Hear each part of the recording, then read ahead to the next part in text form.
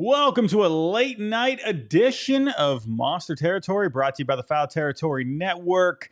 Well, that was a newsworthy one here tonight. Red Sox picking up the win 7-5, 40-37 on the year. They've now won 10 of 13, but the story of the night was clearly Raffy Devers here. The Red Sox and Raffy meeting for the first time since the trade, which was not too long ago. It's pretty funny how quickly they reunited here after one of the biggest trades in Red Sox history.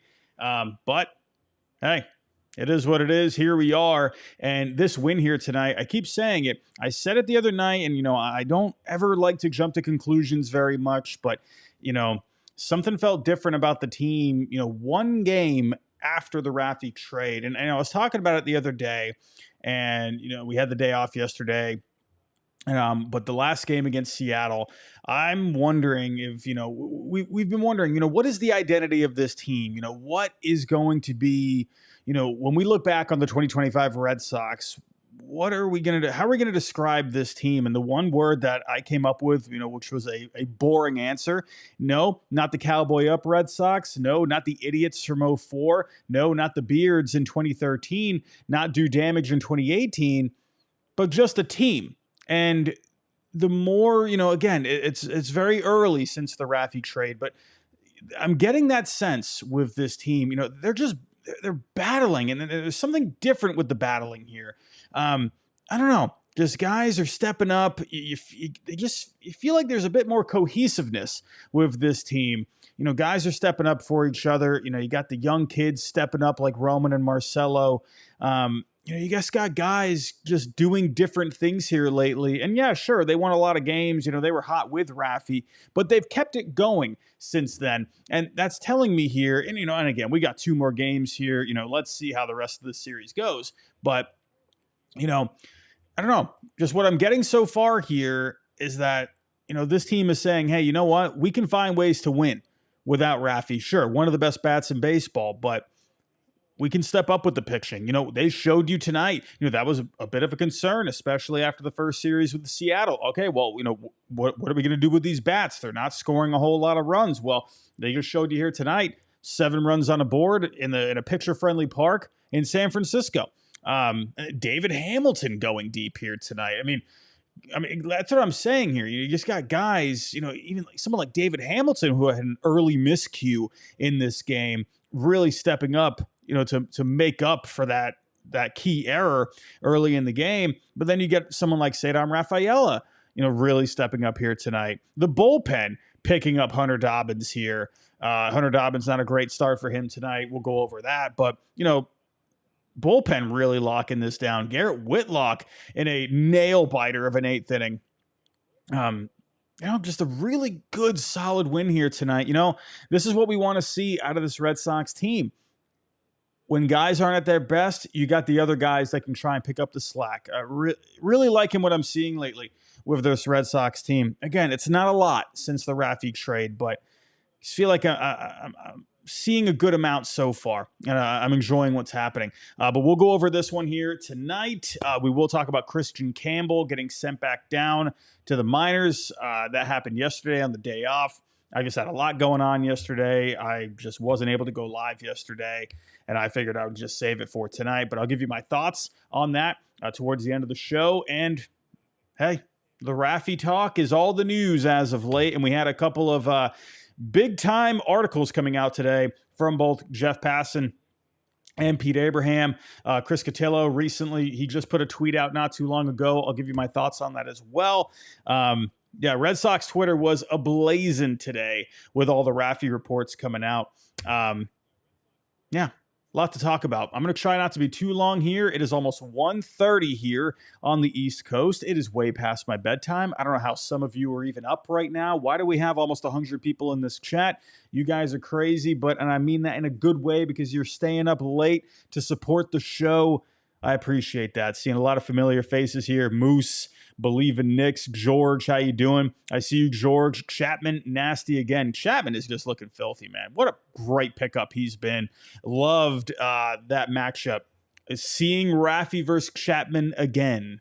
At the beginning of the year, you didn't think you were ever going to see that again, but here we are. But let's get into this. We have a lot to talk about here. So, let's start off here. Where could I start? You know what? Let's start with Hunter Dobbins here. Not an amazing night for Hunter Dobbins here. 4 innings, 5 runs, 4 earned, 5 walks, only 1 strikeout on the night, man. Hunter Dobbins, he just didn't have it. He lacked the command from the early going. Not sure what was going on here, but that's pretty much all there is to talk about with Dobbins. He just did not have the command here. First inning, walk to Yaz. Mike Yastrzemski, sorry. I say Yaz for short. Ramos with the ground out, that moved him over. And then we saw the Raffy first AB against the Red Sox. How weird was that? Such a weird look, man. I'm thinking, like, what is going on right now? I'm like, am I dreaming? Is this even reality? The Red Sox going up against Raffy? It's like, what is even happening here? It was very odd. It just felt very out of place. And that's funny because I've seen the Red Sox go up against former Red Sox in the past, but something was just so weird about this one. Maybe because it was just so recent. I think that had a lot to do with it. And the fact that they had just signed this guy to a 10-year deal, for all that money, the highest paid player in Red Sox history, and, not even, 2 full years later, going up against him. It's just such a very odd feeling.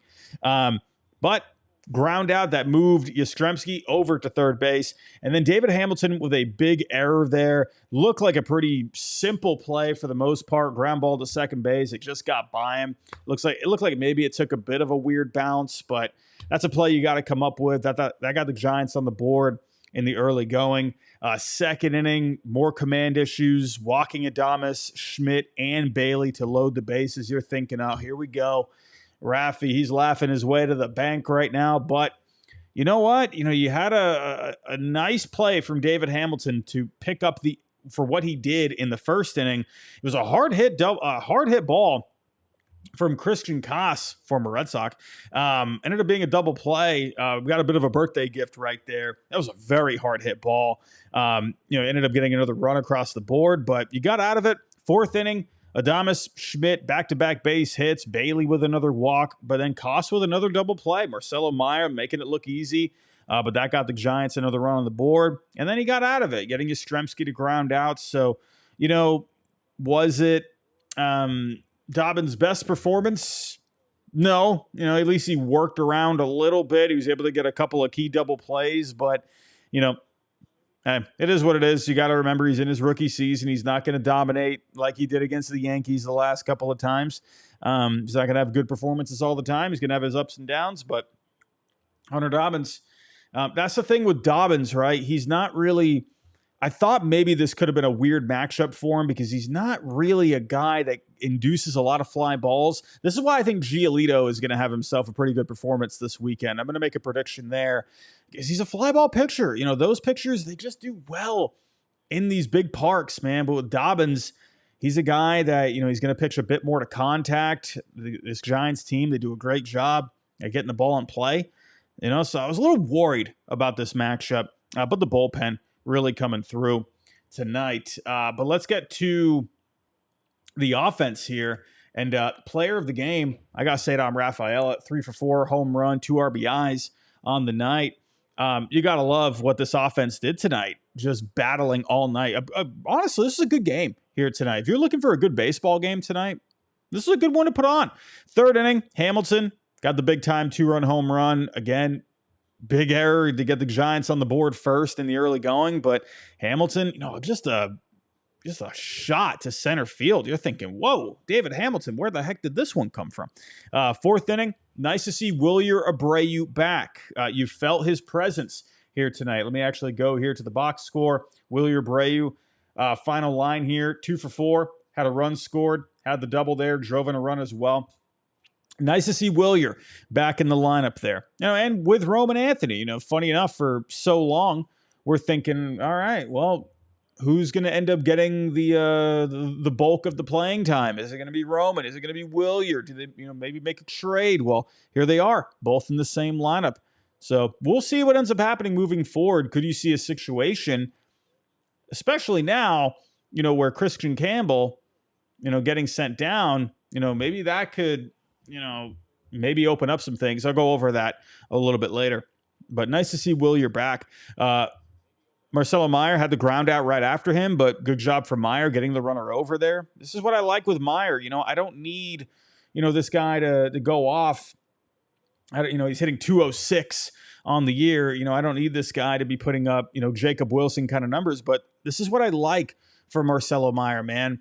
Just a guy that he just does the little things well. He just plays a great defense out there. He's smooth out there. He'll come up with the big knock. I'm just liking what you're getting out of Meyer right now. And again, we'll get to Christian Campbell. I have something with Meyer there as well. But then Seti with the base hit, drove him in. That made it 3-3 at the time. 5th inning, Jarren Duran. Decent game for him tonight. 2 for 5 on the night. Had the run scored. He had the base hit, stole second. And then Roman Anthony coming through. People have been, it's early with Roman, right? He wasn't called up not too long ago. But he had that, he had the 2 RBIs against the Rays, home run against Seattle, and then stepping up here, right? RBI base hit, ended up getting to second on the throw. And then Abraham Toro got another birthday gift tonight. He ended up reaching on the error, and then the error at first base. Roman ended up scoring. And then the 6th inning, Seti with the home run there. He got another run across the board later on. Just a good offense tonight. Good offense. Just a little bit of everything, right? Got the big homer from Hamilton. A couple of big clutch hits, right? Big home run from Seti. A couple of birthday gifts along the way. Good night. Good night for the offense overall. But this bullpen, do want to shout out this bullpen here, man. They picked up Hunter Dobbins in a big way. Picked him up in a big way. And now let's get to this bullpen. 5th inning, Bernardino able to get that done. 6th inning, Zach Kelly. Here's the thing. Zach Kelly, man. Zach Kelly. Yeah, he got a couple of strikeouts, and then he walked Bailey. I'm going to be honest, man.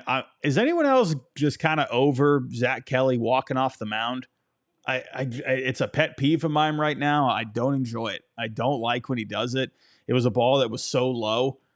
It was clearly not a strike, and he's just walking off. Like, I don't get it. Like, stop doing that. It's driving me nuts. I don't know. Justin Wilson, he ended up coming in to face Daniel Johnson, but then they brought in Tyler Fitzgerald for the pinch hit. Ended up getting the strikeout there. So Justin Wilson really stepping up there. 7th inning, Greg Weisser coming in again. Another 0, another blank on the board. ERA at 2.08 in the month of June. He's only given up 2 runs in 10 games this month. He's doing great.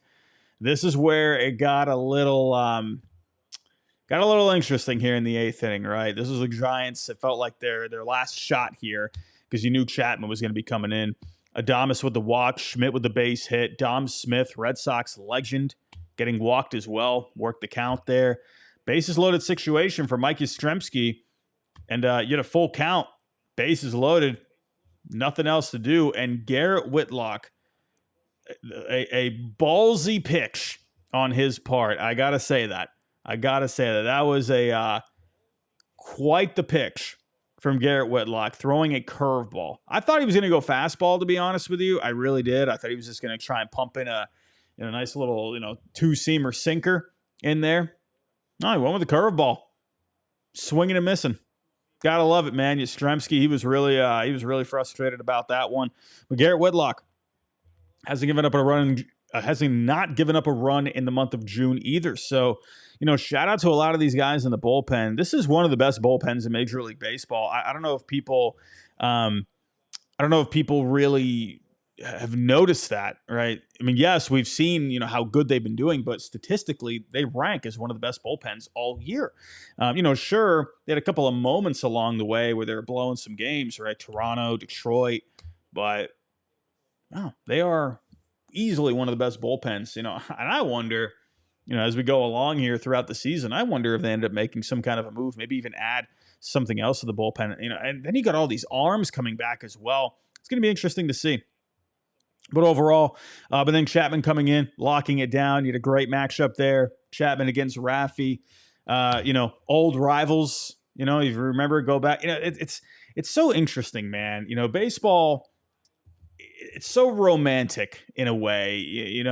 That's one of the things you love about it. Raffy, first time going up against his old team, and then he's going up against Aroldis Chapman, where if you go back to the coming out party of Raffy, right? The first big moment of his career, the big homer off Aroldis Chapman at Yankee Stadium in the ninth inning, Oppo shot.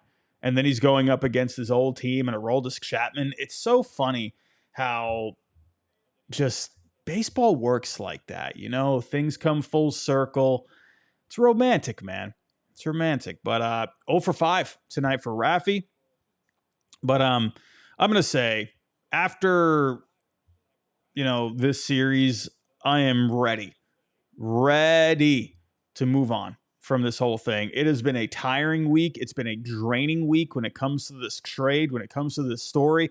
And that's coming from me, a guy on YouTube where I live and die for content like this. Like, this is my thing right here, especially the trades. I thrive off of this stuff. And I'm kind of at the point where, all right, I got to move on from this, because it's getting tiring and you're seeing all these reports coming out that I will get to in just a second here. But let's get to the Game 2 preview. We still have 2 more games, ladies and gentlemen, but I do think we had a super chat coming in. Let me actually put that one here on the screen from Coley. How you doing, my friend? $1.99. Was the pitch Chapman threw at Devers intentional? Nah, I don't think so. That's, Chapman, he's always just trying to give you an uncomfy at bat, man. I don't think so. So, no, Chapman looked great. Thank you for the $1.99, my friend. Appreciate that. But let's get to the Game 2 preview. And we got Brayan Bello on the mound for tomorrow. With Bello, he's looked a lot better as of late. So let me pull up the numbers with him. Again, anytime I share the screen, it just takes forever. I still can't figure it out. I don't know. I cleaned out a whole lot of storage space. It still doesn't seem to be doing the trick. So I don't know. I might have to call maybe Apple or something, or wherever, the software that I use. I can't figure it out. But the last outing for Brayan Bello against the Yankees, 7 innings, 3 hits, 8 strikeouts.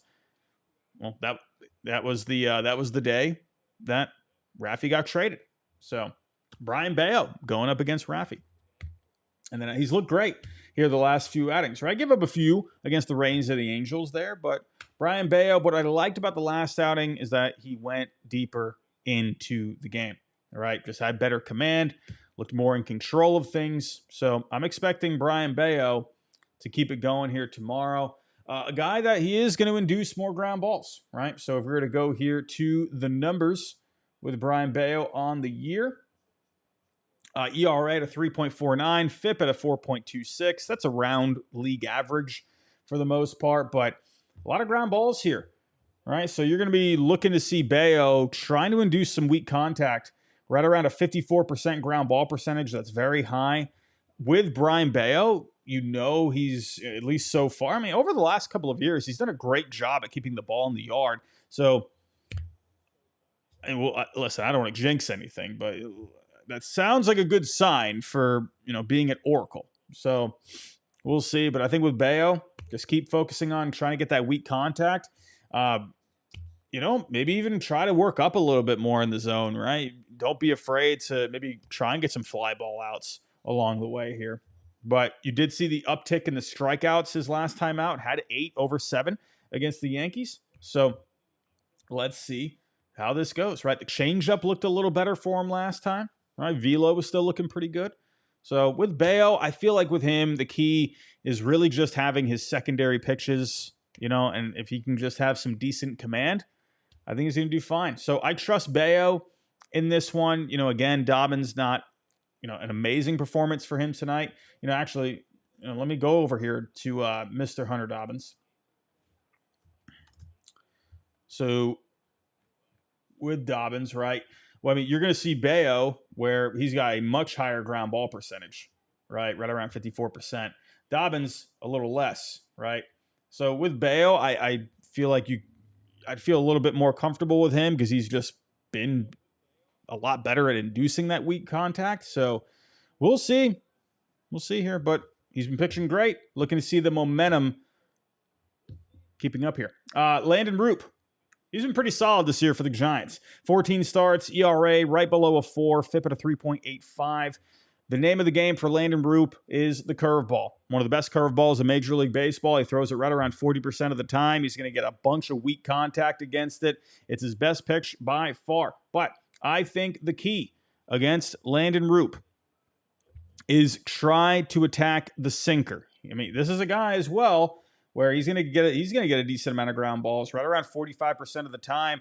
The sinker, that's the next. I mean, he throws a healthy amount of curveballs and sinkers, but the difference with the sinker, batters are hitting 365 with a 478 slugging against it. So I'm looking for a few guys here. Abraham Toro, he's hit sinkers well this year. That's been a pitch he's seen pretty well. Trevor Story, Roman, Carlos Narvaez, they all have a home run off of a sinker this year. So look for those guys to maybe try and do something there. Now, when it comes to curveballs, again, he's got a good one. Not a lot of guys have been able to hit his curveball this year, but I'm looking out for Wilyer Abreu. He's got 2 home runs against curveballs this year. So we'll see. He has given up 4 home runs off of the curve this year, so maybe this could be a chance for Wilyer. Now that he's looking healthy, looked good tonight.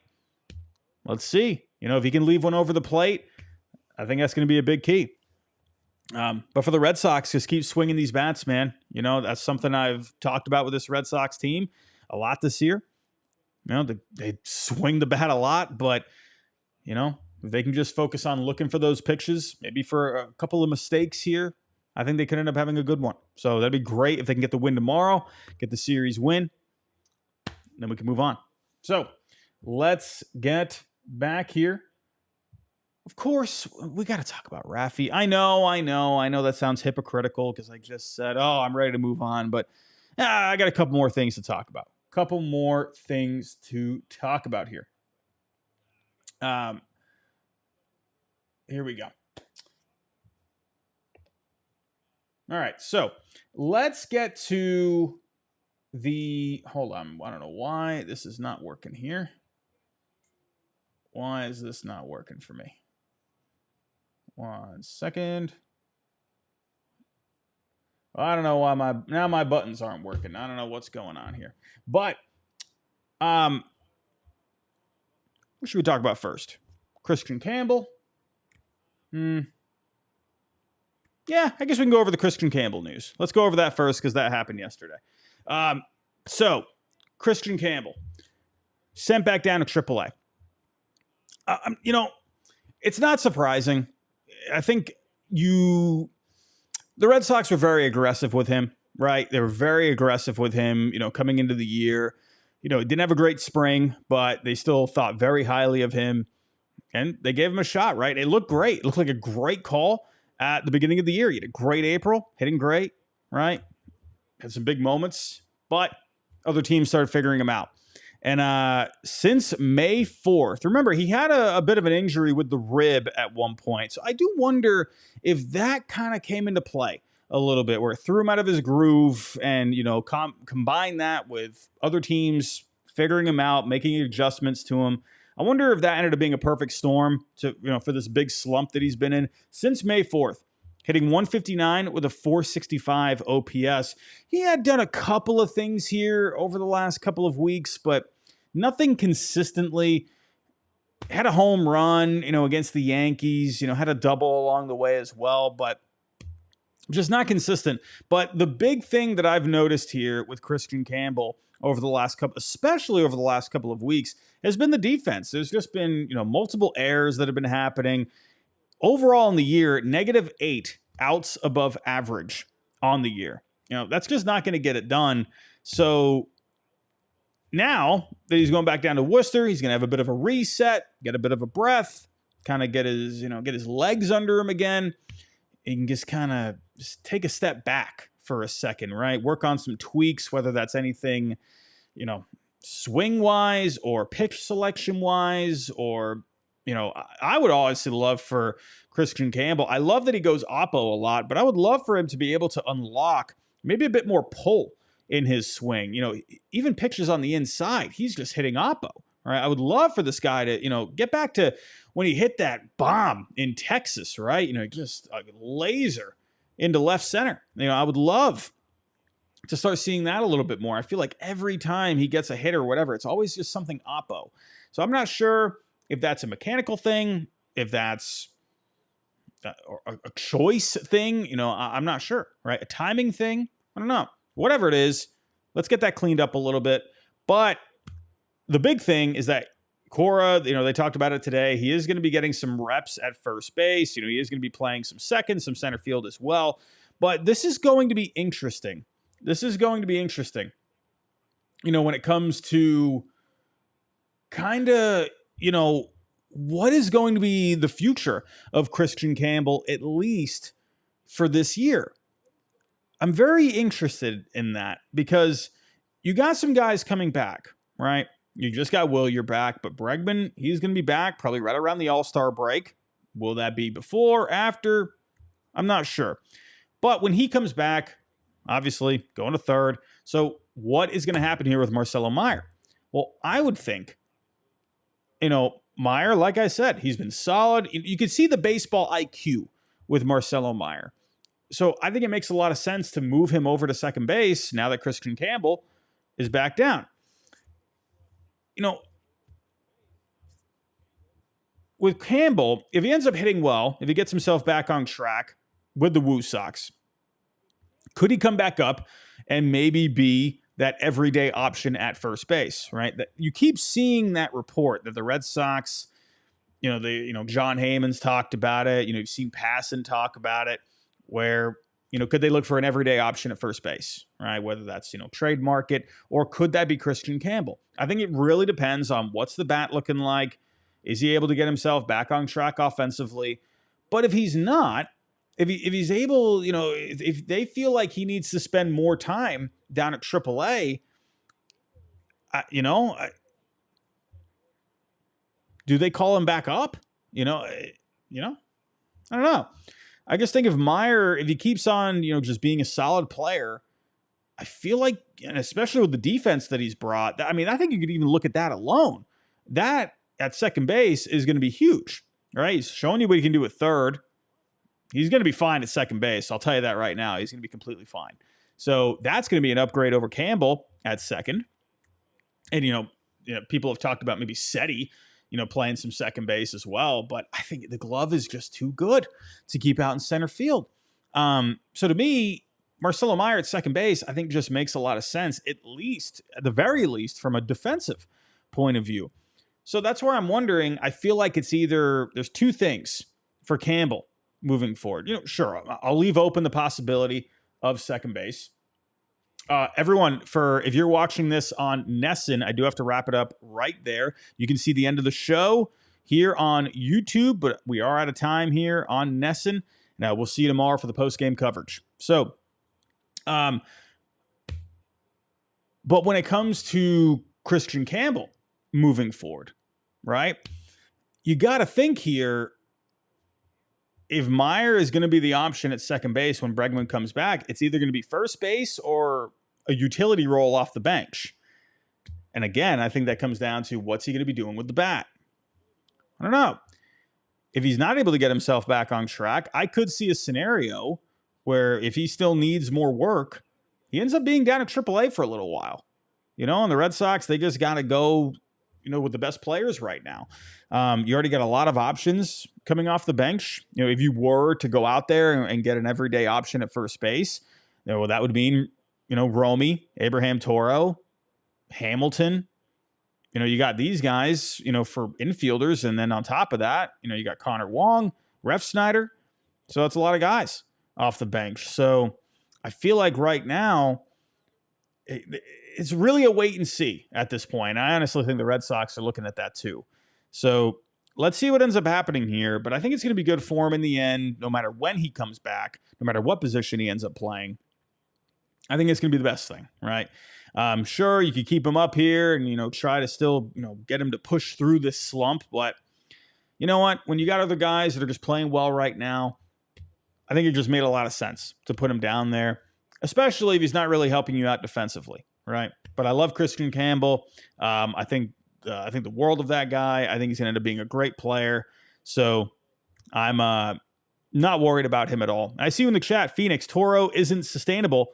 Red Sox need a sure-handed guy at first base. And I think you're onto something there, because the Red Sox, again, you keep seeing this report of first base, right? Everyday option.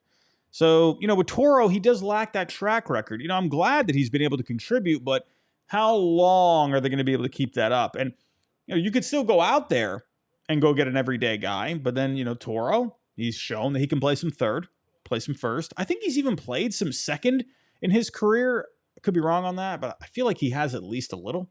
But that's a guy you could keep around still. So, and I see you in the chat, Michael, Toro has demonstrated he deserves it. I think it's just a matter of, yes, he got hot, right? But can he keep it going? Right? At the end of the day, you got to find, like Phoenix said, you got to find the most sustainable option. So, a guy that has a good track record, say, someone like Ryan O'Hearn, who's been hitting great this year, if you want to go with a right-handed option, like Rhys Hoskins possibly, if he is going to be available, I don't know. It's up to whatever the Brewers want to do there. Or another left-handed option like Josh Naylor, whatever. Or, if Campbell is fine and he's good to go, then he could end up being that everyday option. So we'll see. There's a lot of question marks here. But the biggest non-question here is I think he did need to go back down. So he's going to be fine. He'll be fine. He will be back at some point. But let's get to the juiciness here. We got to get to the juiciness, ladies and gentlemen. And hold on a second. I don't know why my buttons are not working. There we go. Let's get to these articles here today.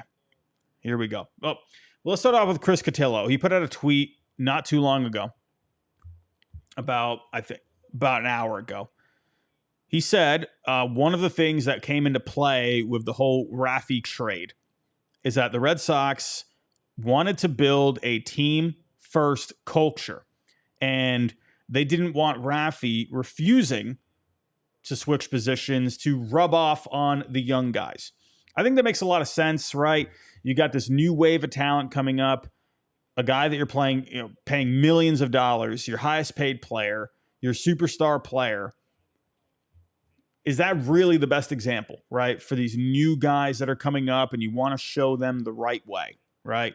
I think it makes a lot of sense, to be honest with you. And even if people disagree with it, I can see the thinking of it, right? You want to set a good example, Yes, yeah, they're pros, right? They're major league players. They don't really seem to have any bit of a me first kind of an attitude.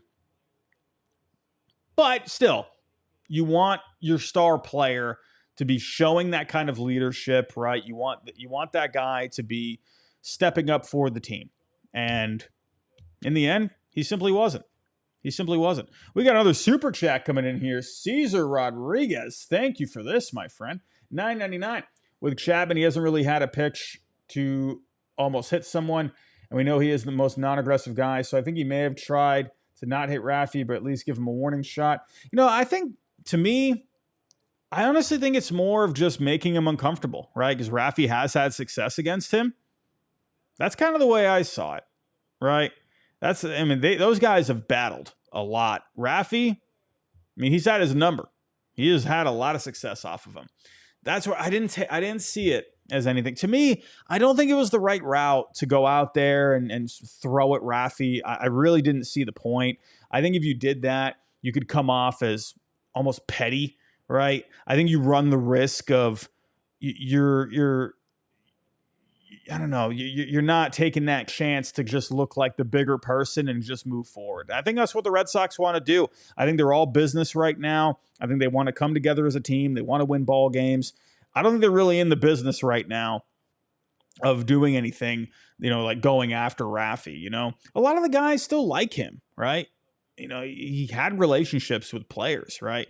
Sure, yeah, I could totally see the team thinking like, oh yeah, they didn't like what, how he went about the whole position change thing and, anything else that we're not fully aware of. I didn't see it as him going after him. I don't think that's even the right idea. I mean, sure. Is that popcorn? Is that entertainment? Yeah, you could probably see it that way, but I just think Raffy, he did a lot of good things, for this organization, whether or not, you're, against him in this whole situation. If you're with him, we can all agree he did a lot for the Red Sox, right? Came up so big in that 2018 postseason. He's put up great numbers. I don't know. I just think to me, it didn't feel right, but I could totally see where Chapman's thinking, all right, this guy has hit the crap out of me before. I need to make him a little uncomfy, right? Push him back a little bit. Let's see. Thank you, Caesar, for the super chat. Appreciate you, my friend. Let's, what do we got here? Joe Myers played a great third base. Yes, he has. He has played a great third base. So I am not worried about Marcelo Meyer playing third base, short, second. He's going to be great wherever he plays. But he is a perfect example of why you draft shortstops. Perfect example, right? I guarantee you could put him in the outfield. He'd be completely fine. So let's go to the Pete Abraham comments or the article that he had today. Let's touch on the Christian Campbell meeting. Speaking of Christian Campbell. So there was that whole thing, right? June Lee used to be with ESPN. He's with Yahoo Sports now. Where saying Raffy was mad at Christian Campbell for volunteering to play first base. Well, that was completely false, by the way. Passan mentioned that. But we'll get to that in a little bit. I'm looking at the wrong thing here. My brain is not working. If in case you didn't know, I have a potato for a brain, and it's very late. I am reading the wrong note here on my screen. I got bullet points that I follow because I have a hard time keeping track of things. I'll get back to the Christian Campbell thing in a second. The Kansas City meeting, Pete Abraham touched on this. Told John Henry that he would play first base, but it would be next year in 2026. Said he felt like he needed more time. Said he felt like it's not his fault that players are getting hurt. That was a bad look. Bad comment. Not good. I don't think I can't even imagine how anyone could react positively to that. I'm not sure if he was trying to say something else or I don't know. I don't know. I don't. That was bad. That's a bad optic to me. I don't think that looked good at all. Him saying that. To me, no, it's obviously not your fault that another player gets hurt. But that's what being there for your team. You can hate the front office all you want. You can whatever, but those are your teammates. And Tristan Casas, this is a guy that stepped up for him in spring training, right? Defending him, saying, no, I think Raffy should be the everyday third baseman. We all had a thing about that too. But, you can still look at it where Casas was stepping up for him. And he's saying, not my fault. The other players get hurt. Well, but still, they did. And this is your chance to be, one of the leaders of the team, which he showed that he wasn't. And he said he would play in 26. It's like, okay, but now why are you saying you'll play first base for the Giants now? So that doesn't make sense to me. I thought that whole thing was pretty ridiculous. That was a pretty ridiculous comment. There was also the Red Sox. He was frustrated. They were frustrated with him for not doing more post-game interviews. I did. It's funny. I go back to the game where they walk-off home run.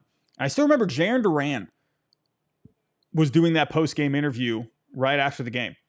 I remember thinking, I'm like, man, Raffy just hit the walk-off. Usually you would think the guys at Nesson, they would go get the guy that just got the game-winning hit or the game-winning home run. And it was Jarren Duran. It was so, I remember thinking about that at the time, but I was like, whatever. I don't know. There was also Raffy. He talked about the Mookie trade He said when he saw that trade, he thought it could happen to him. Again, though, different situations. It's not the same thing. The whole thing with Mookie, yeah, I think you can make the argument, of course, that Mookie, they should have found a way to keep him around. I did understand why they chose to not go that route. Do I agree with it? The fan in me, no. The guy that looks at, value and money and all that, and, projections moving forward, I can understand where they were coming from, right? Because I don't agree with it. I think they should have signed him, but I get it, right? Where their farm system was in a bad place. They didn't really have a young team to help build around him. So that's kind of the way I looked at it, right? But I still think you should have found a way to keep him around. That's just me, especially with all the good that he did for the Red Sox. But this situation was so different. He was already under contract. Mookie would step up for the team. If Mookie was still around, Mookie would have played first base. I get, would that have been the best option? Probably not, but he would have played first base if you asked him to. So, I don't know, man. I didn't really understand the comparison there. I don't think there was one. David Ortiz, he talked about David Ortiz, said, I love Papi. He loves the media. He can say anything he wants. I almost took that like, was he trying to throw shade at David Ortiz a little bit? Saying that he can say anything he wants? But I think he's earned that right to say what he wants, right? Because obviously all the good that Papi did for the Red Sox over all those years, right? And I needed to comment on this. Because David Ortiz, he posted on his Instagram story. He was standing in front of his number at Fenway Park. They have the 34. Saying that you can't just be a hitter. You got to be the full package. And this was making me, I was fuming reading the comments. Because, of course, people, they got to look for the contradictions. They got to look for the loophole in the argument. It's always, someone will say something and then someone will respond with, oh, that's rich coming from this person, or, well, ... how about this? I see so many of those comments all the time. But what David Ortiz meant in that, because people were saying that, oh, well, David Ortiz didn't even play the field, so what is he even talking about? He's talking about being a full package, not necessarily that you're a guy that can play the field, but a guy that can be a leader in the clubhouse, a guy that can be a face for the team, a guy that will step up for the city. You don't have to, there's different types of full packages, in my opinion. It doesn't have to just be that you're playing defense and you're hitting, right? With David Ortiz, I think you could say David Ortiz was the full package. Yes, no defense, but he was a leader of the team. He was a face in the community. He did things for the media. He was an icon in Boston, right? Not just because of what he did on the field, but everything else that he brought to the team, being, in a leadership kind of a role, and what things that he would do for the city. You didn't see that from Raffy. You just didn't see that. You didn't see that leadership, right? So that's what he meant, being a face of the franchise. Raffy was the face of the franchise, but he didn't act like it. That's a big difference right there. Now, let's get to the Passan article. I got a lot to say on this. Alex Rodriguez, did Papi eat chicken? I don't think Papi ate the chicken. I think that was Beckett, Lackey, and Lester. So Passan, he refuted, I was saying this one earlier, Passan refuted the June Lee report, saying that Devers was not upset with Christian Campbell about the first base thing, and Raffy talked about this before today's game. Raffy said that he was not upset about it. I don't know. When I first saw that report, I was thinking, are you kidding me? It almost sounded like so ridiculous saying it. I really hope he wasn't upset. I really hope that wasn't actually a thing, and he's just kind of saying, "No, no, I wasn't upset. No." I hope that wasn't the case. But Passan said that, he talked to people and no. So I'll take it for what it is. But when I read that, I thought, this is so ridiculous that you would be mad at someone. Who knows how that ended up going. Alex Cora, Passan said that Cora wanted to meet with Raffy in the offseason, but Devers would not respond to his texts. So with Raffy, every offseason, he kind of just wanted to get away, right? You could tell Raffy's an introverted guy for the most part. He's a little bit more to himself, which is fine. But Cora, to me, if my manager is trying to talk with me, meet with me, I mean, that's my manager. Like, I'm going to answer the phone for you. You know what I mean? I don't know. I just thought that was weird. He did arrive to spring training early, right? Because, he had some injuries and whatnot. But I think meeting with Cora in the offseason, right? Go get a bite to eat somewhere, go get a good dinner. I think that would have really gone a long way if Cora could, talk with Raffy about some things. But he didn't want to do it. And then funny enough, it was also reported that Cora he was supported the trade, right? And if he felt like he did all he could, even going back to the offseason, trying to contact him, not getting phone calls or texts in return, and this guy was talking to him in spring and wherever else, clubhouse, who knows how many times these guys actually talked. But if Cora felt like he did everything he could, the guy that's, seems like out of all of them there, he was the closest with him, more of that fatherly mentor kind of a figure for him.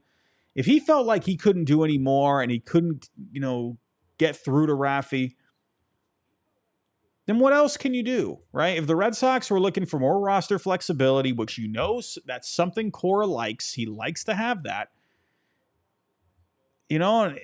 what else do you do in that situation? So I can totally understand where Cora, he's supported it.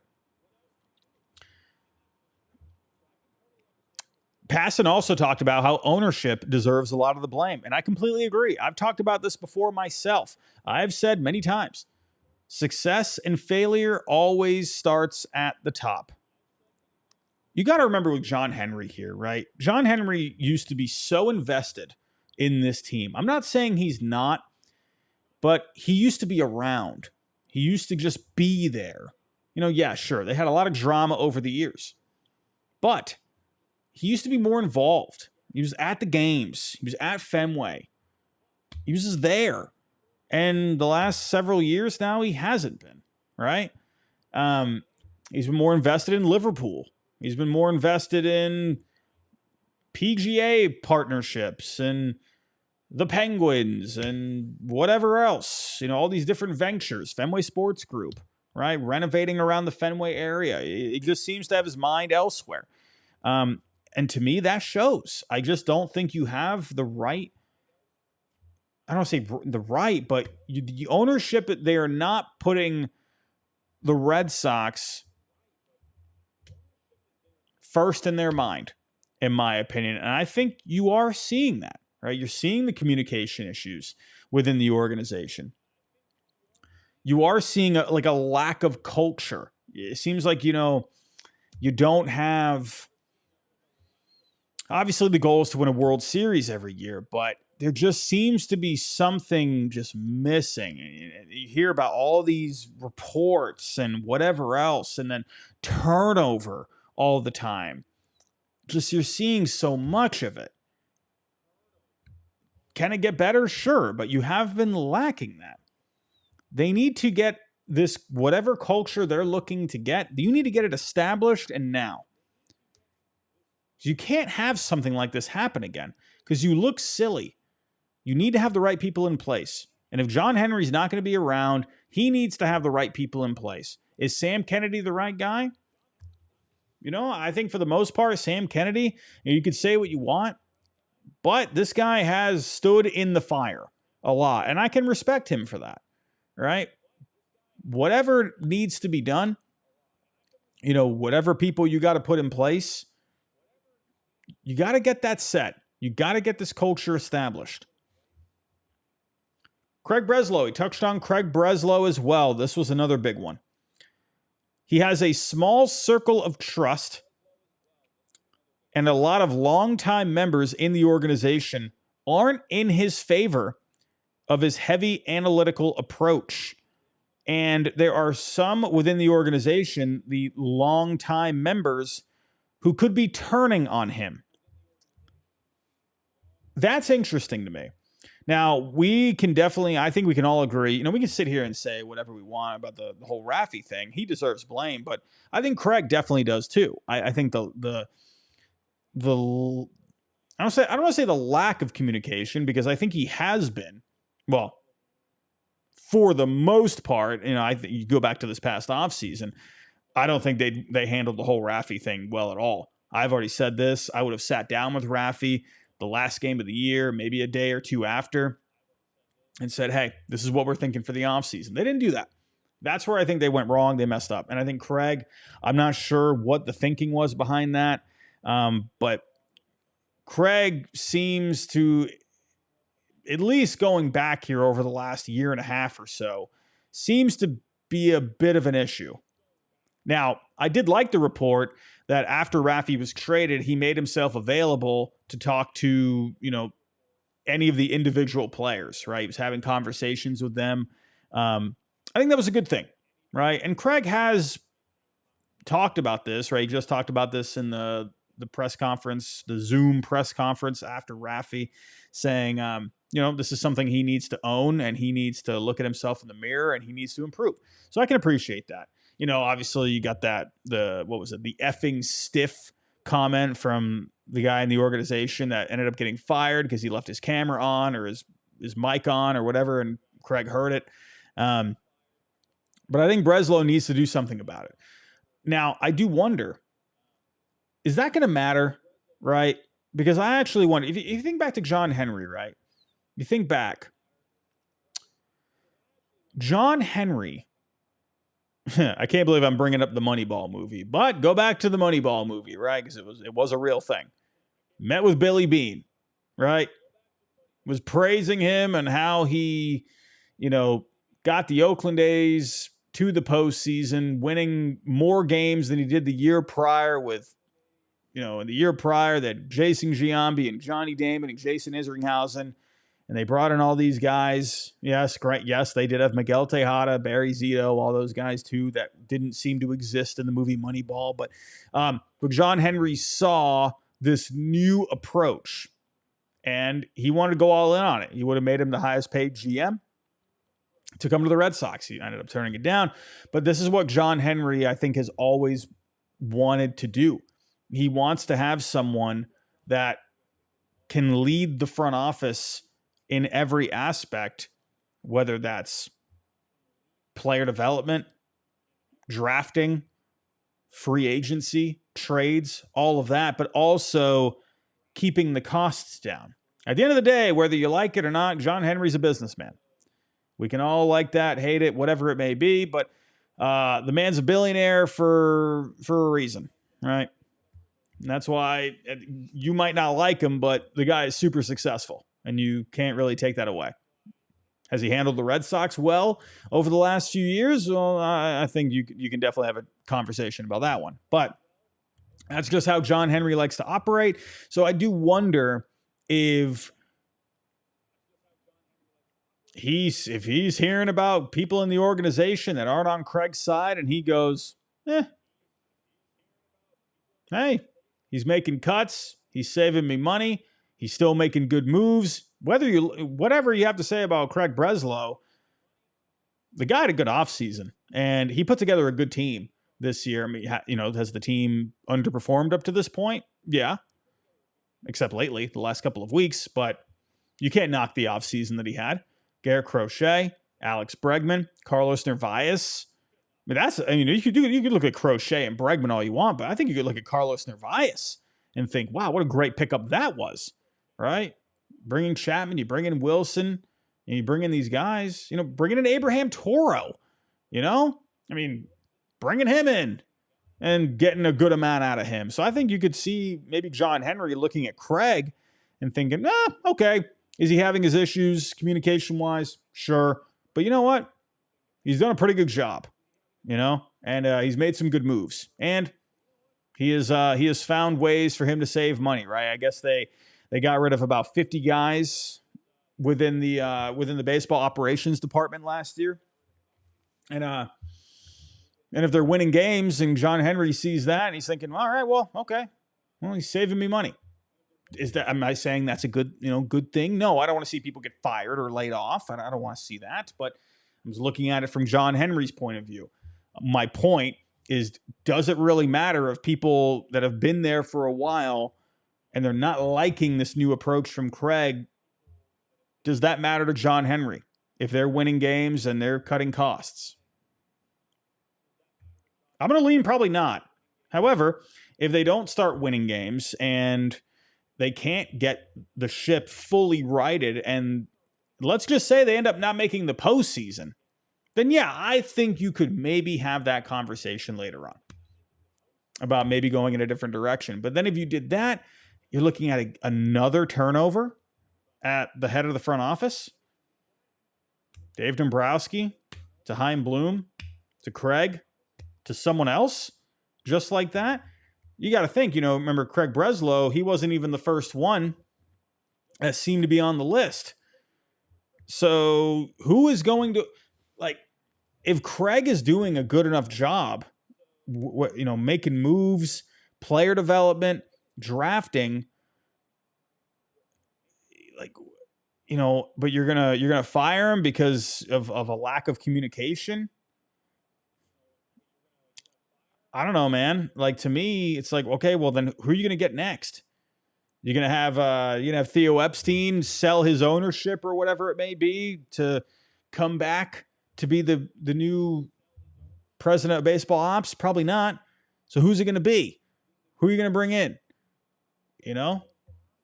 So I don't know, man. This might be something you got to kind of stick with, right? I can see John Henry kind of being whatever. Craig's doing fine. I could totally see that, but we'll see. We'll see. But those were the comments today from Jeff Passan, Pete Abraham, Chris Cotillo had that as well. I'm going to wrap it up right there, everybody. It is almost 2:30 in the morning here on the East Coast. You guys are crazy in a good way. We have 160 people in here, and you are still up listening to the post-game show at almost 2:30 in the morning. You guys you're nuts, but I mean that in a good way. Thank you so much for coming out tonight. We do have an early game the next 2 days. Thank the Lord. Thank the Lord. JR watching from the North Pole, Alaska. Love it. Love it. Thank you, man. Appreciate that. But yes, we do have some early games here the next couple of days. That's amazing. 4 p.m. tomorrow and Sunday. So we won't have to be here this late. But everybody, also, go check out the interview that I did today with Red Sox prospect Blaze Jordan. That was an awesome one. Love that. That was a fun interview today. Go check that out. Go leave a like on it. Go leave a comment on it. Let me know what you think. He gave some pretty interesting comments. I really enjoyed that interview today. He said a lot of cool little things that I don't think a lot of people knew about. He talked about Alex Bregman a little bit in there. We talked about this past offseason when he was in the trade rumors with the Cardinals. Talked about his reaction to the Raffy trade. It was a good interview. It was a fun one. Go check it out. But everyone, we'll be back here tomorrow for the post-game show. Go get yourself some sleep. I know I am. And we'll see you tomorrow.